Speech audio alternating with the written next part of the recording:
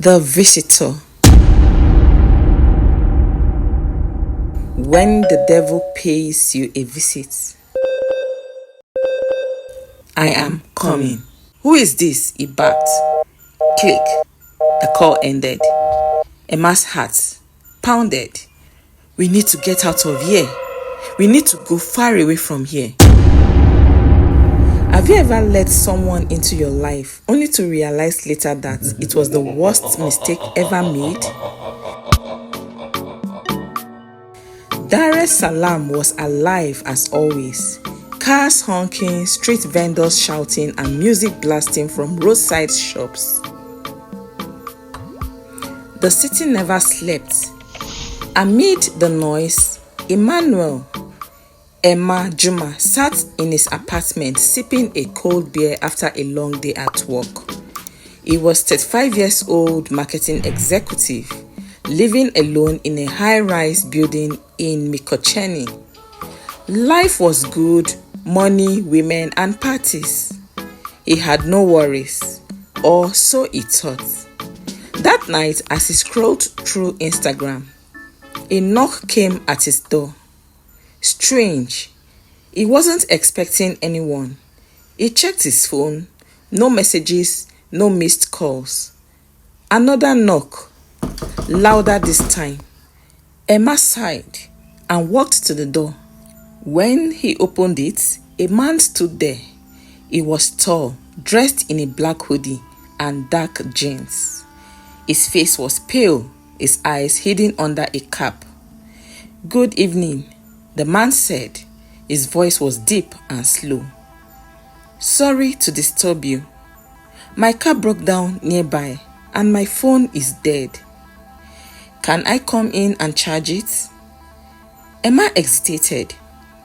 Something about the man didn't feel right. But then, he shrugged. "Why not? It's just a phone," he thought. "Sure, come in," Emma said. The man stepped inside, looked around as if studying the place. Emma handed him a charger. The visitor plugged in his phone but didn't touch it. Instead, he sat and stared at Emma. "You live alone?" the man asked. Emma frowned. "Yes, why?"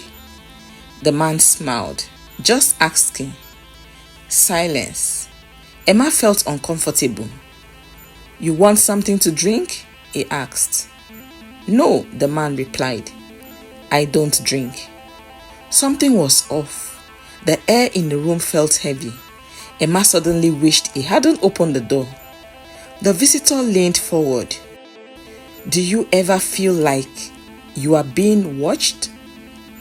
Emma laughed awkwardly. "Watched? Man, you are creeping me out." The visitor chuckled. "Sorry, just thinking." Emma's phone buzzed. A WhatsApp message from his friend Tony. "Bro, I just saw something weird. There's a guy in your building who looks suspicious. Be careful." Emma's heart skipped. He looked up at the visitor. "Where did you say your car broke down?" he asked. The man smiled. "I didn't."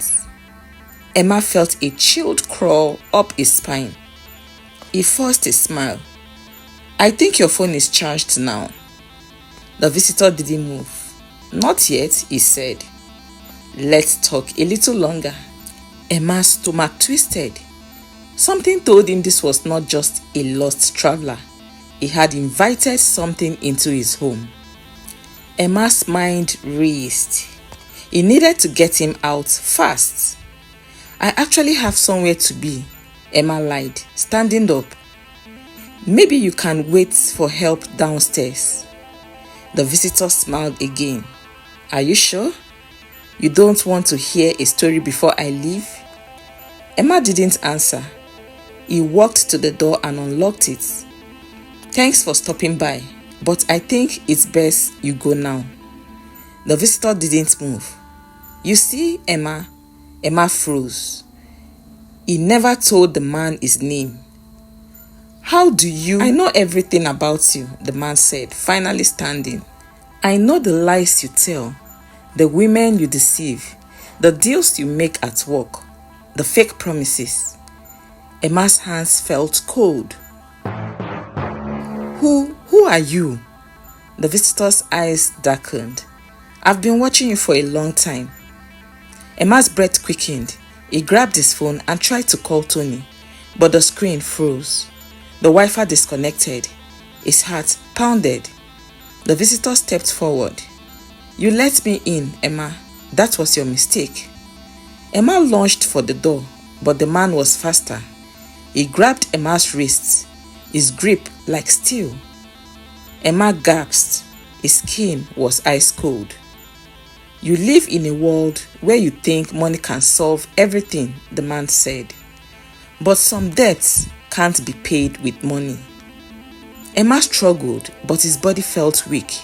His vision blurred. The last thing he saw before darkness swallowed him was the visitor's face changing. Emma woke up the next morning to the sound of knocking. Sunlight streamed through his window. His head pounded. Had it all been a dream? He stumbled to the door and opened it. Tony stood there, eyes wide. Emma, where have you been? I came last night, but your door was locked, and you weren't answering your phone. Emma's blood ran cold. What are you talking about? I was here the whole time. Tony frowned. No, bro. I knocked for almost an hour. Then I left. Your lights were off. Emma turned to look at his apartment. His TV, which had been on last night, was unplugged. His beer bottle was missing. His phone was still on the table, but the screen was cracked. Then he saw it. A small piece of paper on the table. 3 words were written in red ink. I am coming. Emma's knees nearly gave out. His mind raced. Had the visitor really been there last night? Was it a dream, or had something worse happened? Something his brain refused to remember. Tony watched him with concern. Bro, you look like you've seen a ghost. Emma's throat was dry. I think I did. Tony frowned. Tell me everything. Emma hesitated, but finally spilled the story. The strange man, the unnatural conversation, the way time had vanished. Tony listened carefully, his face darkening. When Emma finished, Tony stood up and locked the door. This is bad, he muttered. Really bad. Emma rubbed his temples. What do you mean? Tony sat down, leaning forward. You remember my uncle? The one who died mysteriously last year? Emma nodded. He told me something before he passed. He said there are certain visitors you must never let into your house. They don't come for shelter or help. They come to claim something. And once you let them in, they never really leave. Emma swallowed hard. But what does he want from me? Tony shook his head. I don't know. But one thing is clear. You need help. At that moment, Emma's phone rang. He jumped. His hands shook as he picked it up. No caller ID. With a deep breath, he answered. Silence. Then a slow breath on the other end. And finally, the deep, familiar voice. I told you, I am coming. Emma's blood turned to ice. Tony grabbed the phone. Who is this? He barked. Click. The call ended. Emma's heart pounded. We need to get out of here. We need to go far away from here. Tony nodded. We are going to see someone right now. They rushed out of the apartment into Tony's car as they sped through the busy streets of Dar es Salaam. Emma kept glancing at the rear view mirror. He had a feeling. No, he was sure. They were being followed. They arrived at a small house in Temeke. I'm so glad you watched to this point. Before you proceed, click on the subscribe button. Thank you. An old woman sat outside. She looked up as they approached. You should not have let him in, she said before they even spoke. Emma felt a chill. Who is he? He whispered. The woman sighed. Not who. What? She led them inside. The air smelled of incense and something older, something Emma couldn't name. You are marked, she said, staring at Emma. He chose you, and once he chooses, he does not stop. Emma's chest tightened. What does he want? The woman's eyes darkened. Your soul, she said. Silence filled the room. Tony broke it. How do we stop him?